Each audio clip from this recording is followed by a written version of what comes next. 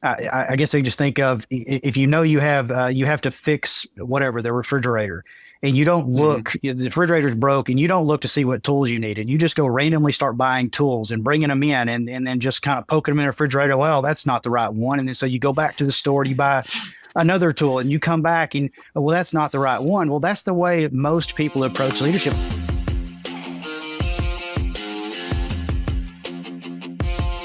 Welcome to the How Leaders Think podcast, a show that transforms you by giving you new ways to think and lead. I am your host, Kenny Lange, and with me today is Adam Steck. He is the Chief Servant Officer of Southwest Steel Buildings.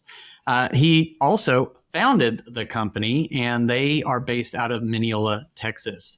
He is a college dropout, author of 0 books, and has not yet been featured on any national newspapers. But Adam is a 20-year veteran of boots on the ground team building and business systems development.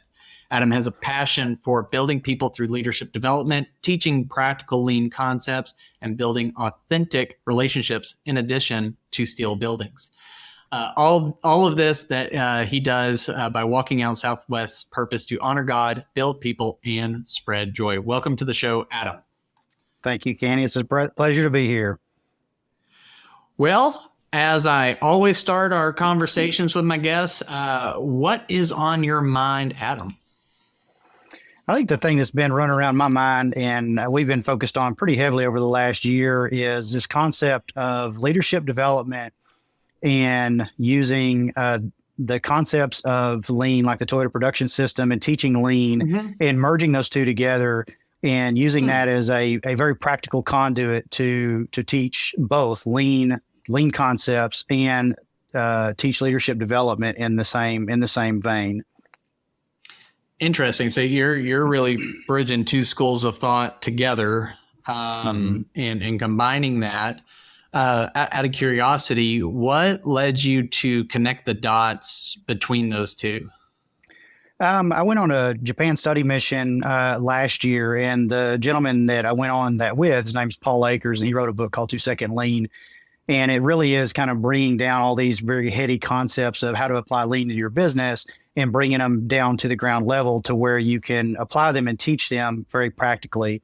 I've been studying theory of constraints and some other business philosophies for the last going on 20 years, but I never could find this very practical way to help teach our people on the floor, either in the office, on the production floor, these concepts.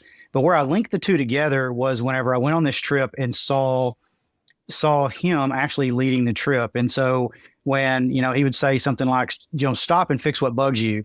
We would be on the trip, and we're literally halfway around the world, and he would literally stop everything we were doing and fix something that wasn't right. And just the way that he led that trip, I really started to bring these together to where you could use these two to have those. Most of the time we lack for teaching opportunities, and lean gives you the opportunity to have more frequency of those teaching opportunities to teach leadership development stuff. And so if anything, the lean, walking out the lean journey just gives you that frequency of teaching opportunities for yourself and your people.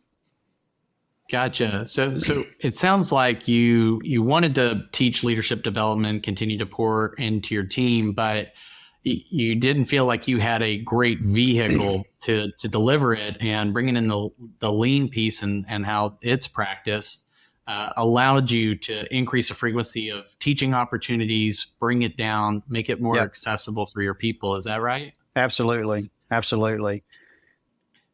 How are other leaders, whether in the manufacturing space like you are, but what do you think other leaders are thinking about when they're thinking through, culture, leadership development, and maybe make it specific to the manufacturing space? I know on our earlier call, we just talked about how it's a little unusual for people to travel, nationally, internationally, to a manufacturing company to observe their culture, right? You're usually there to see their processes and their output.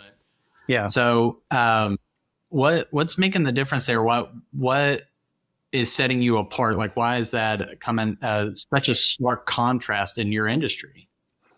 I think it's one, we really care about people. And it all starts with purpose. And as you stated, we walk out our purpose as a company of honor God, build people, and spread joy. And the building people part is something that we're really serious about. And for a still building company to not have anything in their purpose statement about building things, it's kind of an oddity in and of itself. But Right. But we truly feel like that for us, the Lord has given us this company and this vehicle as a conduit to build people and by that spread joy, and all that wraps up into the culture of how you develop what you're purposeful to walk out, and then what you allow. One of our we have a morning meeting every day, and it's 30 minutes where we pour into our people.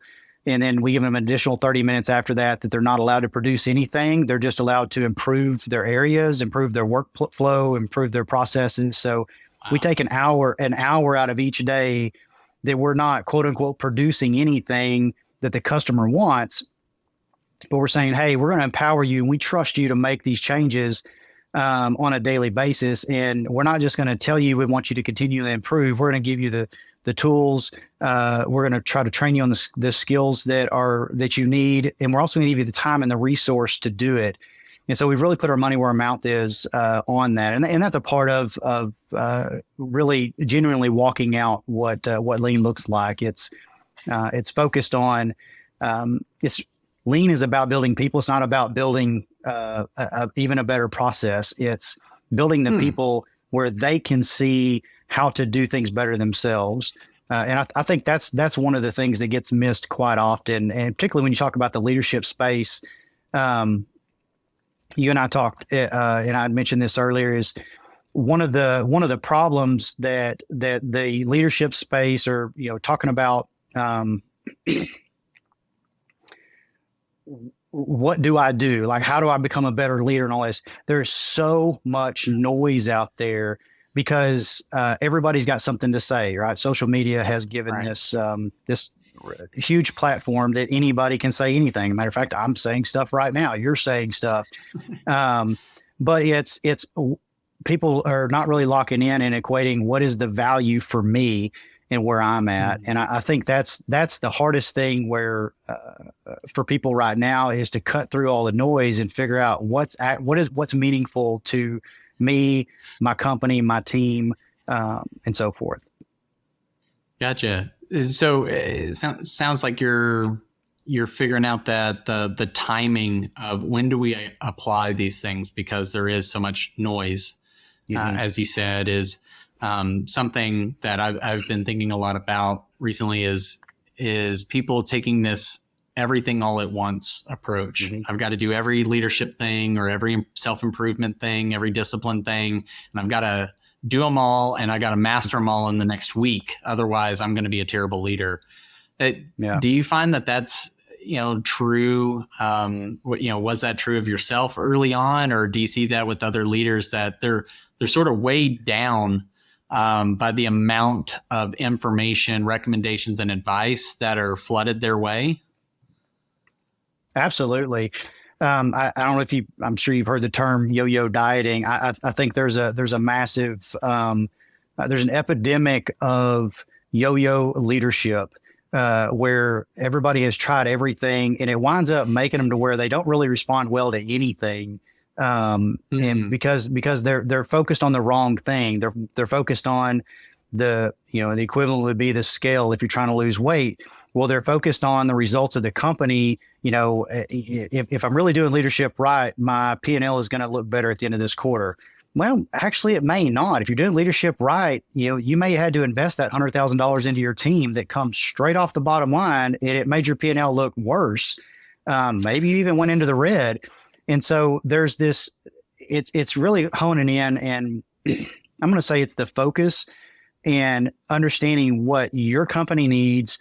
What I guess I just think of, if you have to fix whatever, the refrigerator, and you don't look, the refrigerator's broke, and you don't look to see what tools you need, and you just go randomly start buying tools and bringing them in, and then just kind of poking them in the refrigerator. Well, that's not the right one, and then so you go back to the store and you buy another tool, and you come back and, well, that's not the right one. Well, that's the way most people approach leadership. And that's the way I approached leadership development for myself, is what is the latest thing that, it's kind of the idea of leaders are readers and all that stuff. And I generally like to consume information, and I'm a pretty avid reader and can take in quite a bit of information, but that's not everybody can. And whenever as a leader, or as I'm going to say, as the manager of people trying to develop yourself into a leader, whenever all you're doing is, at least for me, what I did was I would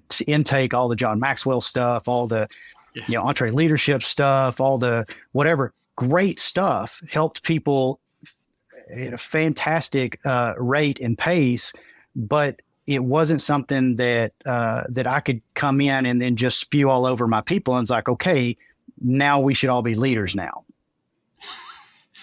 Right. It just doesn't work that way. Right. So do you feel like the gap where we're sort of lean met leadership that you're bridging is, there's a lot of advice given, but a lot of it comes without a sort of a how-to manual to execute and implement, or maybe here's the situations that this is best applied. Kind of like, your refrigerator example is, you repair your refrigerator probably with a different set of tools than you would change the oil in your car, right? Mm-hmm. But people are just saying like, no, this is a good fixing tool. Well, what does it fix? It fixes things, right? Like that provided no clarity. Do you feel like that's what lean has helped you do? Because the problem I see with a lot of leaders is that they may be improving themselves at a certain rate, but when you're in a position of leadership, by definition, that means that there are those that are following you, and you want to deliver it to them instead of spewing it all over them, like you said, and now magically somehow they're supposed to turn into leaders because you regurgitated what Dave Ramsey or Dave Maxwell said. Absolutely. And I think that's where pausing, stopping and saying, what is my purpose? What is my, because purpose will give you focus, and you'll start to understand where you're at in your journey, what you need. And it could be you need to work on a very few specific things. And I've learned over the last probably 4 or 5 years is that in my consumption of knowledge and reading books and listening to books, and I'm constantly reading, I've got 2 or 3 books going at all times. One of the biggest things that has helped me is to realize I can't get every point in here. I need to latch on to 1, possibly 2 points out of this entire book and try to viciously apply that. And I think that was probably what hung me up in the past, is that there's all this great stuff, and there's 300 pages worth of leadership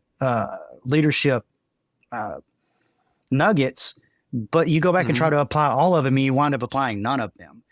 And I think that what the applying leadership development in a lean culture does is it just gives you the frequency of opportunity to say, okay, let's talk about that conversation that you had with so-and-so. Because what lean does, when you actually apply lean in the correct format, you don't lead from the office, you lead from the shop floor.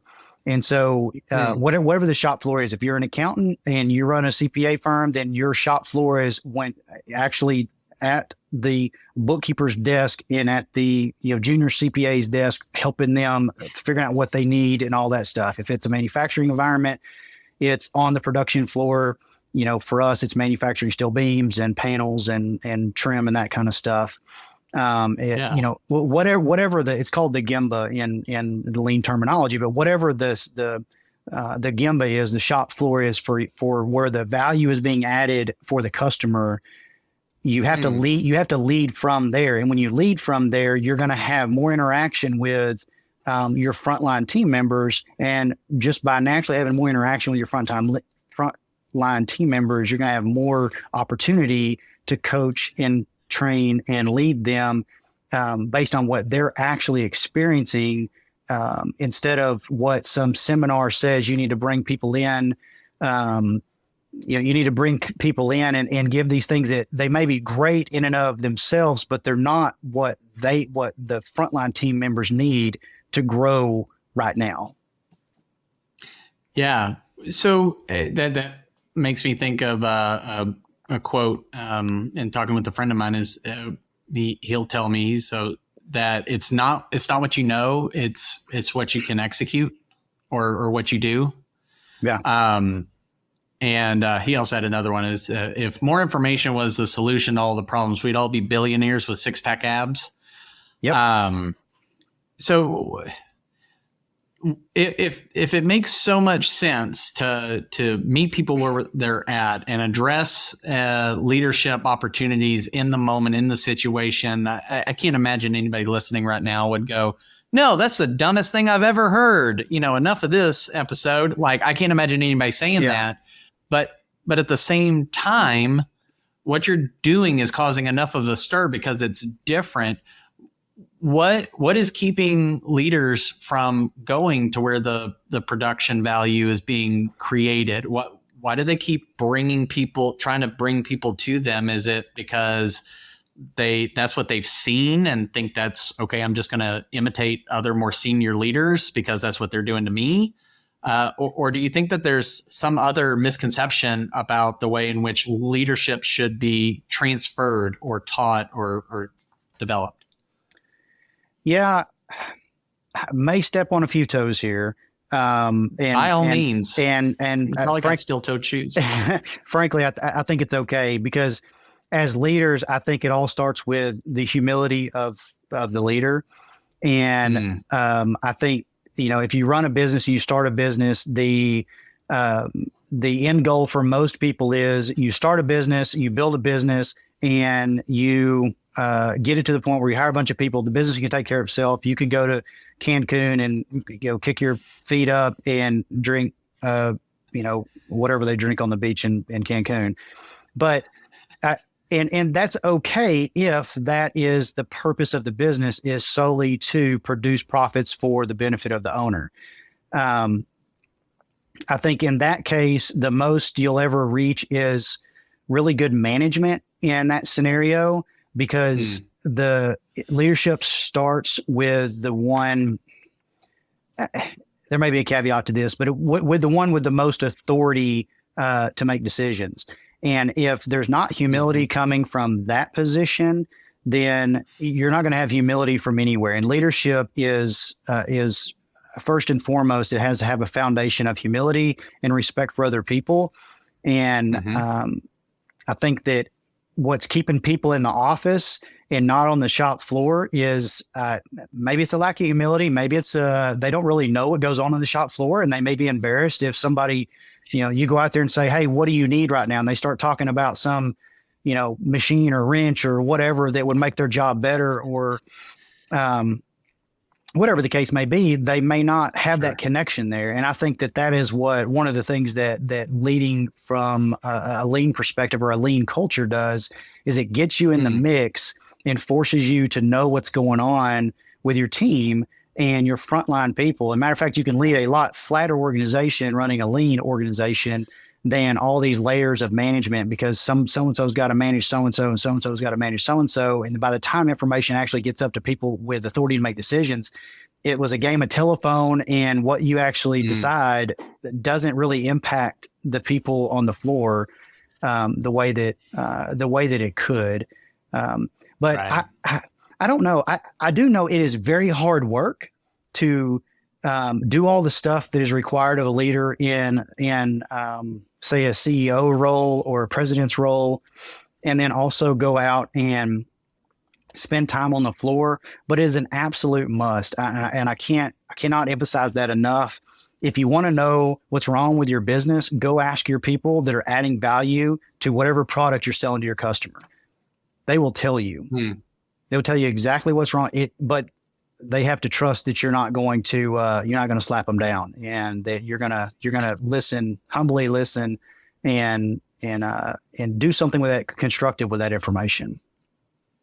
Right, and not have a sensitive ego to where you take it as a personal attack to you. Right.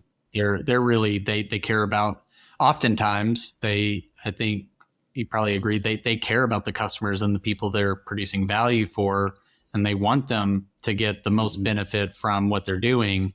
But they're not in a position of authority, like you said, to make those decisions that could change, the outcomes or the price points or whatever it may be that would be most helpful to the customer.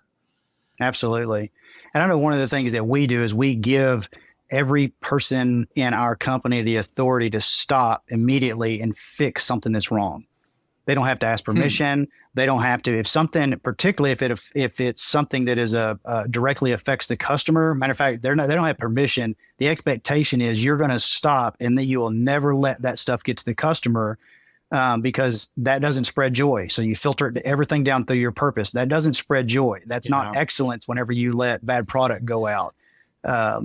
Right. But yeah, I think giving authority. Now again, we've spent 2.5 years every day, every work day for the last 2.5 years. We've spent an hour pouring into our people every day. I don't know what that equates to. It's a lot of potential profit to the bottom line if you're looking at it from strictly an accounting standpoint. But it has improved. It has improved our culture and our team's ability to serve our customers. You can't quantify that stuff. Do you think that that's part of the problem and why some leaders may struggle? I mean, I'm all for, you hear the terms, data-driven decision-making and things like that. And I'm all for data as a former, digital marketer, agency owner, things like that. I used to interpret the data, and it does and can help you make better decisions. But do you think this pendulum may have swung the other direction? And if you can't pin a specific ROI on it, that leaders are avoiding those activities? I think so. And particularly for people who are comfortable staying in the office, and they really don't want to get on the shop floor. They don't want to get in the mix. They're not really interested in getting in the trenches with the customers. I think that's really a protection mechanism, but I'm going to say that we execute on data. So matter of fact, we just killed one complete division of our company based on data points. Wow. We trimmed a whole nother one based on the ability to focus. It was opportunity cost. It was profitable, and we cut it off. But what it was doing was taking the opportunity cost was so high for what we could actually be the best. We felt we could be the best in the world at. And that's, the Jim Collins Good to Great hedgehog principle. So we really honed in and focused on that stuff. But so data is absolutely important. You don't throw data out, but it depends on what means more, profit or people. For me and our company, people are more important than the profit.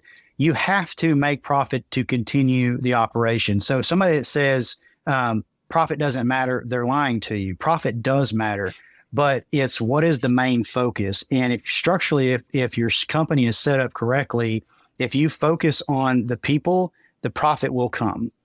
And that is all the structural setup. That's good management. That's good leadership. That's good, financial structuring. And what do you say yes to? What do you say no to? For us, we've set ours up to where the more we focus on people, the more profitable the company becomes. Because we're all about serving people. And right. I don't know. It sounds so simple whenever I verbalize it, but it's hard work. It's hard work to do that. And so anyway.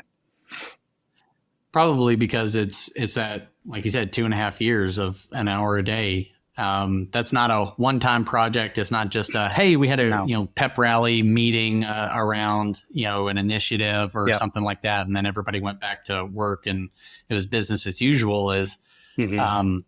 That, like you said, it's simple, but it doesn't mean that it's easy to do, or at least to stay consistent with, which is what I hear you saying is the consistency to get on the floor with the people where they are working, where the customers may be coming in, to do that, to speak into those moments, to pause things, to view it as teaching development opportunities on a consistent basis.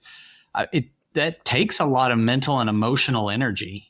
How have you developed that mental emotional energy? Because I think that's something you'll hear other leadership people, you can start going down the rabbit hole of you got to have EQ as well as IQ and all these other things. But I view that as that's a capacity that I don't know that leaders are growing for themselves. How have you cultivated it to sort of maintain that stamina? I don't know. The only thing I could say is this reminds me of a story that my mother told me once. Is she was a single mom of 5 kids, and I have 3 of my own. And one day my wife and I were exhausted, and looked at her and I said, Mom, how did you do it? How did you raise 5 kids on your own? And she looks at me. She says, Baby, I didn't have a choice.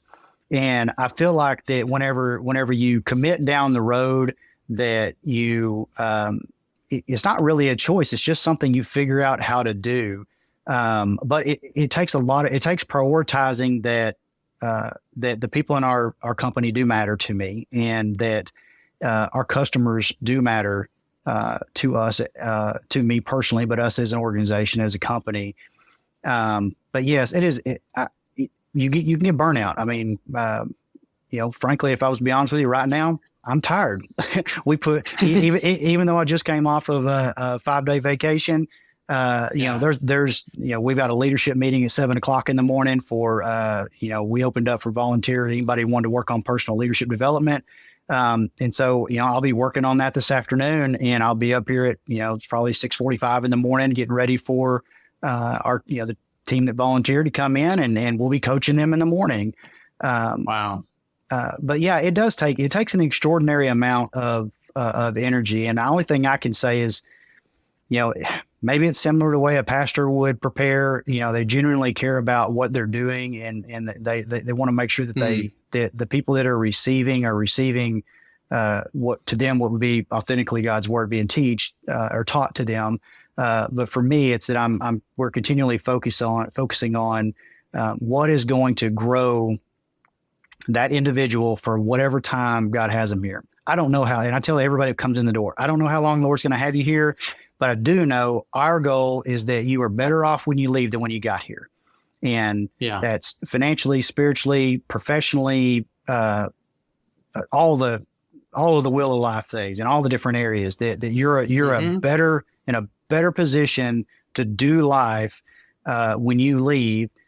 We hire for the long haul, but life happens.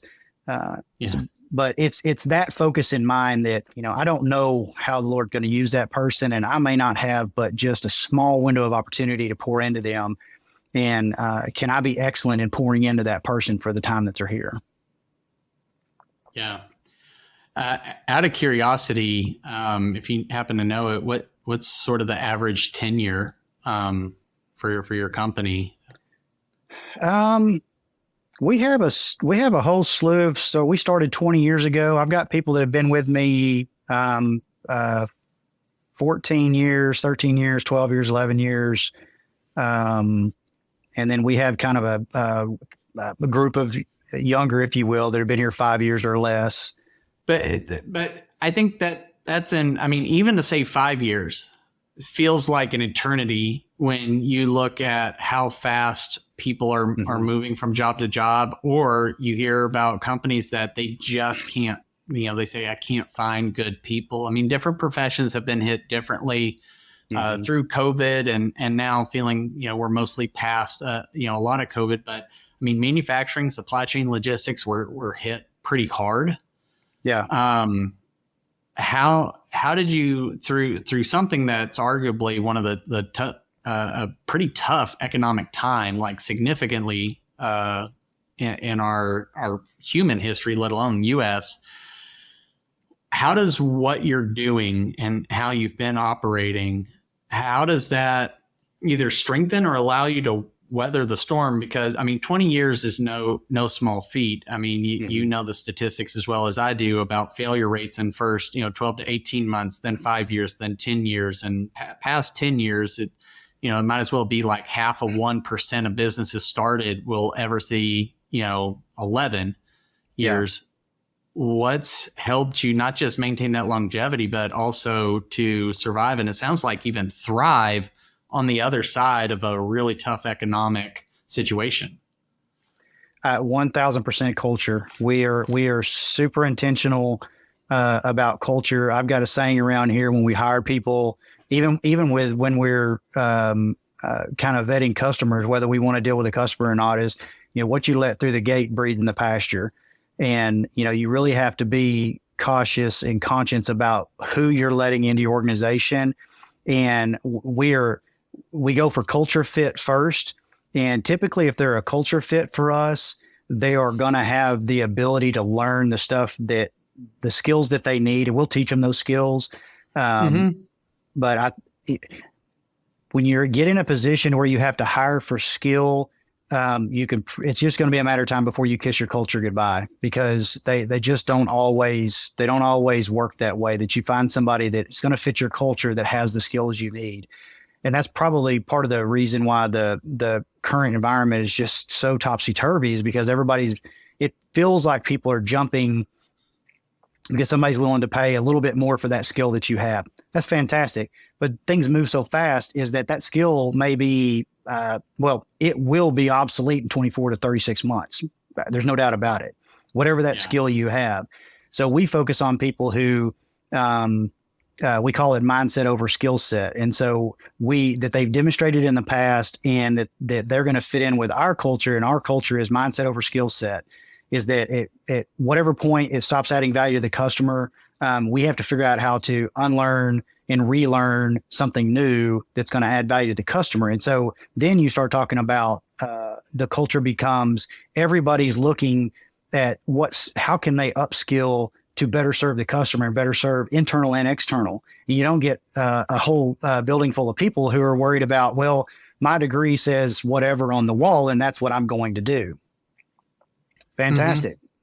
Maybe somebody in engineering can do sales for you. I don't know. I think that for us, one of the retention things for us has been the culture, is that we give people the ability to come to a place each day with like-minded individuals who are only interested in getting better every day. And I don't know how to explain that other than that's my mindset. And whenever we, in the past, when we've not stuck with that, and I've hired for skill because I really needed, kind of a button seat type situation, it has burned us every time. It's burned us every time. And finally, our team came to me and said, listen, we would rather go through the pain of not having the position filled than hiring the wrong people. It just hurts too bad because they're eventually not going to work. And so we got really, really, really intentional about the way that we our vetting process. We stopped taking resumes for a time, and we only did video applications. And then that has worked very well. And now we kind of have a hybrid of each. Because one of the things that we do is when you make an improvement in your area, is you take a video of it and you share it on our Signal chat group, so that people know somebody in the office may know improvement that was made on the panel line, and we can cheer them on. And then in the morning meetings, we go through those and we talk about, hey, what are we improving on? What's working? What's not working? And you get this sideways dissemination of information and thought, and all of a sudden it just starts to bubble up. And I think people want to be in that type environment. Yeah, I certainly can understand why that would be really attractive, not just for, potential new hires, but to keep people coming back, right? If it's so positive. I feel like there's probably about 17 different trails that I would want to go down, but we'd end up with a 3-hour podcast, and I'm not Joe Rogan. So, so given our discussion around lean leadership and this development practice that you have, that's really more culturally based than just a practice for you.